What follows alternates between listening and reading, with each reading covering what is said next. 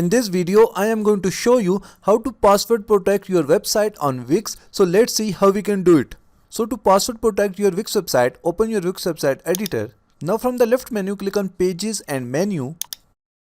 Here you will see all the pages that you have created on your Wix website. Now to add a password for any page, just click on this three dots button and then click on Settings. Now from the top we are going to select Permissions, and here we will see who can view this page. We are going to select password holders from here.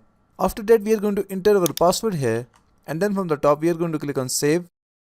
So in this way users will not be able to view our home page without the password. One more setting that you can do for your website is that go to your Wix website dashboard. Now from the left menu just hover over Marketing and SEO and select SEO from here. Now scroll down from here and click on Go to SEO settings, and you can turn it off. Let search engine index your website, and then click on Hide Site. And now whenever someone will search your website on Google, your website will not appear in the search results. So that's it for today. Thanks for watching. Please like and subscribe.